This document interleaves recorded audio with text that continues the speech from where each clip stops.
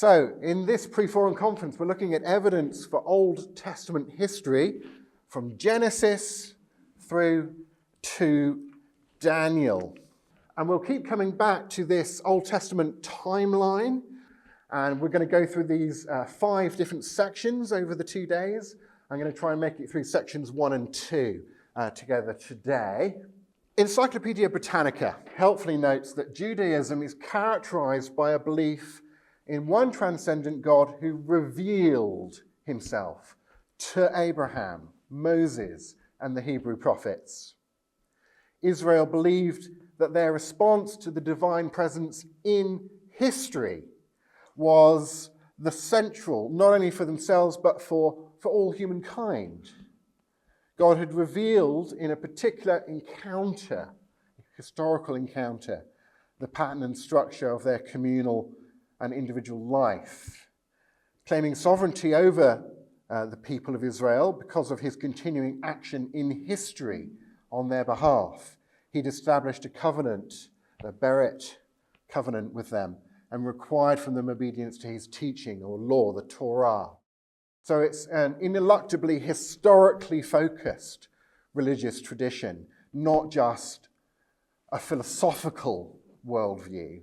There are philosophical claims there, of course, but within Judaism, those philosophical claims are tied to claims about particular historical events.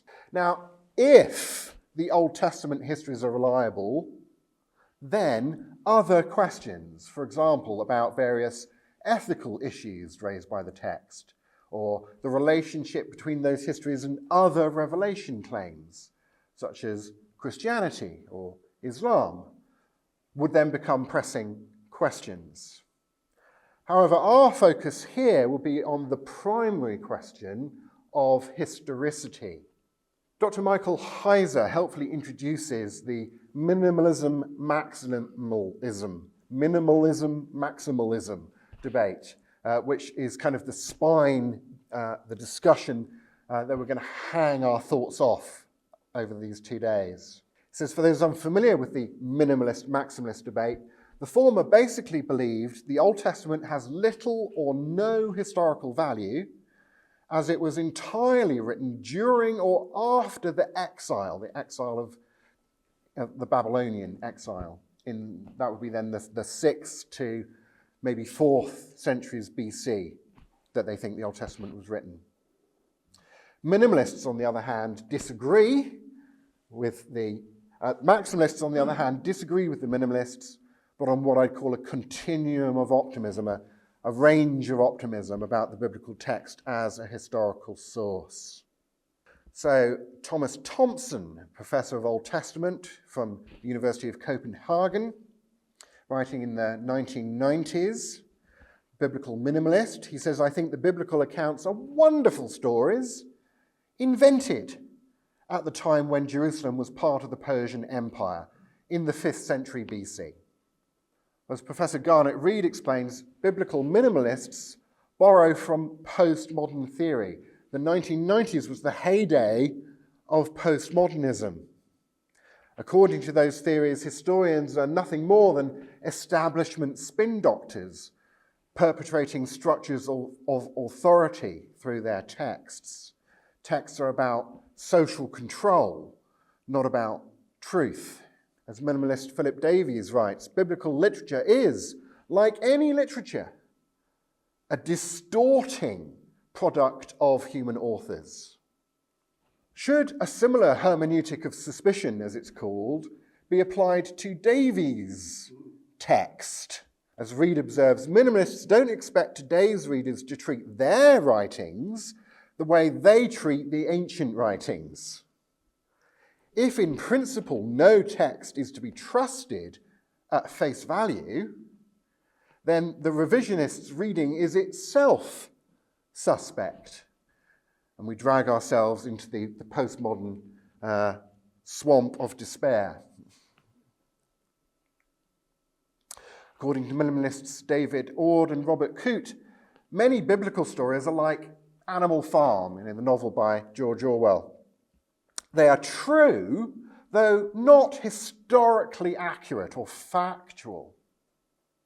They're concerned with proclaiming a message, and that message may very well be true, but not with providing us with a chronology of events from the history of Israel.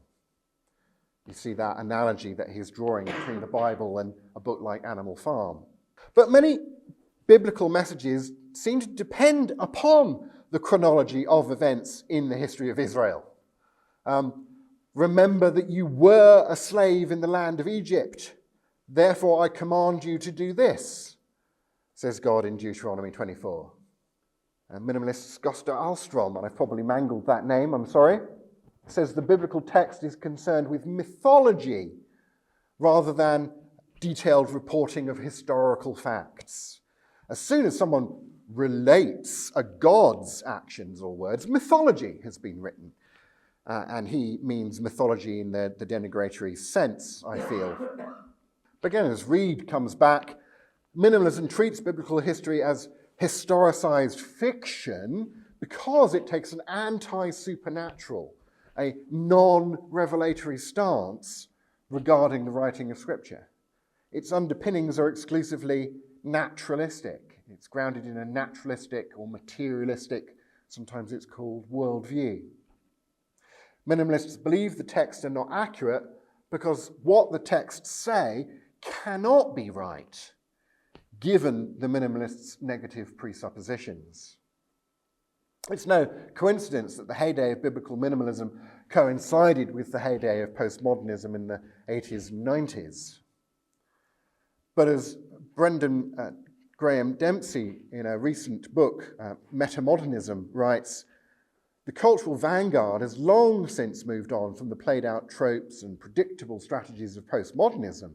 That story is old, and there is by now over a decade's worth of academic literature devoted not just to postmodernism's decline, but to what has arisen to succeed it since the early 2000s, something that many writers call metamodernism. But while postmodernism and biblical minimalism both retain cultural influence in our day, it's probably the attitude that you'll get from most documentaries on television about biblical matters. Nevertheless, there is this cultural shift happening since the turn of the millennia. And in the wake of postmodernism, literary critic Nicholas Starvis, for example, highlights a realigned focus on truth, which deviates from postmodern skepticism about reality. So how do we get at the question of truth with respect to the historical narratives or the apparently historical narratives in the Bible? We can look at internal and external evidence. Internal evidence would be things like, what kind of literature are we reading? What's the genre of this literature? Ancient theological history of various kinds. Things like the criteria of embarrassment in particular. People tend not to say things that are embarrassing about themselves or the people that they're representing unless they happen to be true, and everybody knows it, and so they couldn't get away with kind of faking it. External evidence would be things from archaeology, from extra-biblical, non-biblical literature, from historical geography, and we compare that with how we read the text. Now, there are elements of Old Testament narratives that it at least seems possible for Jewish scribes in the Persian or Hellenistic eras to invent. That seems possible as a claim. However, there are elements of the Old Testament narrative that it seems very implausible to think that Jewish scribes either would or could invent and get accepted by the Jewish community. And the Old Testament repeatedly passes this criteria of embarrassment. Mike DiVigilio wrote a whole book on this topic, which is worth a read. But for example, the Old Testament is brutally honest about its leading protagonists. Moses commits murder, or at least manslaughter. He tries to avoid God's calling on his life, and he's prevented from entering the promised land because he disobeys God. Would a Jewish scribe make that up? And if they did, would the Jews accept it? King David commits adultery with Bathsheba and arranges for her husband to be in the front line of battle, so he's killed. He is the glowing example of kingship in the Old Testament. The nation of Israel as a whole is said to be descended from slaves, and it repeatedly fails to live up to its covenant with its God. Would Jewish scribes make that sort of stuff up? And if they did, would other Jews, having never heard of those stories before, because they've just been made up in the 5th century BC, would they then accept them? Now, of course, as Professor John Monson says, archaeological evidence is random, scattered, incomplete, just as the Bible's record is selective and ancient and theologically motivated and orientated. Any attempt to relate those two sets of information is fraught with challenges. And it has to be said that historians bring different worldviews. We talked about the naturalism of the minimalist school, and different political biases to their interpretation of the data. It can become a field of landmines. And as a general rule, the further back in time our inquiry focuses, the less chance there is that extra-biblical evidence will have both survived to the present day, from all the way back then, and have been discovered. You know, people may be living on top of it, and they don't want their house dug up. So you may never find it, right? Even if it survived until now. And the longer ago, the longer it's had to decompose or be built on and built on and built on and built on and so on. So, look, I can't answer every objection to the Old Testament narratives or give evidence for every Old Testament historical proposition here. My target is biblical minimalism. I'm going to make a cumulative case against biblical minimalism that focuses mainly on giving positive evidence for Old Testament historical narratives in chronological order. As Dr. Walter Kaiser says, we're being flooded with an overwhelming amount of real, hard evidence that demands a verdict opposite to what minimalists are clamoring for. The second half of this first section I'm going to take as a kind of case study of that kind of minimalist view still holding sway, at least in popular culture, through looking at the works of Richard Dawkins, and one of his books in particular. This is his book, Outgrowing God, a beginner's guide, published in 2019-2020. It's been translated into multiple languages. It's been called a kind of junior version of The God Delusion, his best-selling book, kind of aimed at a slightly younger audience. And here are 4 assertions, and I use the word advisedly, that he makes in this book about the Old Testament. Dawkins asserts that biblical scholars don't take the Old Testament seriously as history. He asserts that this or that Old Testament story makes an extraordinary claim requiring extraordinary evidence. He asserts an absence of extra-biblical evidence for the historical truth of certain Old Testament stories, and he asserts the existence of extra-biblical evidence against the historical truth of certain Old Testament stories. That is a whole lot of asserting for a book that's supposed to be written to encourage young people to ask for evidence in relation to their religious beliefs. Dawkins doesn't give any. There are no footnotes. There is no bibliography. What about his assertion that biblical scholars don't take the Old Testament seriously as history? Well, I suppose how we assess that claim depends on how we define biblical scholars, right? But here are a few examples of who I would think of as biblical scholars who do take the Old Testament seriously as history, including a number of well-credentialed Egyptologists and so on. So this claim on his behalf, I think, is at the very least a false generalization. He asserts that the Old Testament story makes extraordinary claims requiring extraordinary evidence. This traces an intellectual heritage back to the skeptical Enlightenment Scottish philosopher David Hume. It's a kind of second-hand and fallacious form of Hume's skepticism about the miraculous. Hume in the 18th century notoriously defined a miracle as a violation of the laws of nature. But as philosopher J. Cover points out, miracles are not violations of the laws of nature. The laws describe what objects in nature are capable of producing in light of the powers that they have. And miracles are events not caused by the operation of the natural powers in created objects, right? They're events caused by God, if they happen. Therefore, they are not violations of the laws of nature.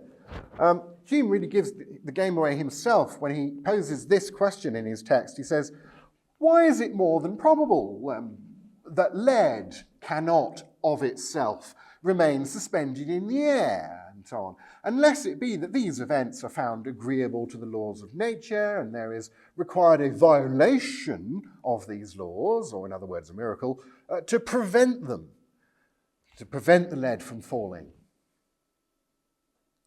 But if God kept some lead suspended in the air, the lead would not remain suspended in the air, quotes, of itself, as Hume says, but by a special action of divine power, right? Hume himself gives the show away. Hume argues that a miracle is a violation of the laws of nature. Firm and unalterable experience has established those laws. A wise man proportions his belief to the evidence, and therefore the proof against miracles is as entire as any argument from experience could be imagined. Now, philosophers have given a harder and a softer interpretation of that argument. The hard interpretation says he's arguing like this, basically. Miracles are a violation of the laws of nature. Natural laws are established by unalterable experience. Therefore, miracles are impossible. It is a miracle, said Hume, that a dead man should come to life, because that has never been observed. Question begging, anyone? Apart from the definitional problem of premise one. Well, as C.S. Lewis said, we must agree with Hume that if there is absolutely uniform experience against miracles, if in other words, they've never happened, why? Then they never have. Unfortunately, we know the experience against them to be uniform only if we know that all reports of them are false. And we can know all the reports to be false only if we know already that miracles have never occurred. In fact, we are arguing in a circle. We're begging the question. On the softer interpretation of Hume's argument, he's arguing not that miracles are impossible, but that they are unbelievable, even if they are real. They're unbelievable because we should always believe what's most probable relative to our prior experience. But as Norman L. Geisler observes, this confuses quantity of evidence with the quality of our evidence. Indeed, as William Lane Craig, a well-known American philosopher, theologian, and apologist, he says the fallaciousness, the unsoundness of Hume's reasoning has been recognized by the majority of philosophers writing on the subject of miracles today. Dawkins asserts that there's this absence of extra-biblical evidence for certain Old Testament stories. That, of course, is an argument from silence. Arguments from silence often make this kind of undisciplined shift from an absence of evidence for or against a proposition to the truth status of that proposition. But as new atheist Victor Stenger warned us, absence of evidence is only evidence of absence, only evidence against a claim, when the evidence should be there and it's not, when you should expect to find that evidence and it's not there. But we have a very limited access to the past. Of the 142 books of Roman history written by Livy, only 35 has survived. you know. Okay, Livy might not mention any of Christ's miracles in his Roman history, but what if he does mention them and it's set us in one of the books we haven't got, right? You know. Maybe. You don't know. As John Currid notes, this is a quote from 2020, so it's not all that out of date. He says, in Israel, more than 6,000 ancient sites have been surveyed. That's just the ones that have been surveyed. Yet less than 500 have been excavated. And of these, less than 50 have been exposed to major excavation work. So beware the argument from silence. And finally, Dawkins asserts this idea that there is extra biblical evidence positively against certain Old Testament truth claims. He asserts, for example, that Abraham's camels are an anachronism, an out-of-place, chronologically speaking, feature. They're an anachronism because the camel was not domesticated until many centuries after Abraham is supposed to have died, he asserts. But as Brian Wood notes, trying to track down here, where would Dawkins have got this idea from?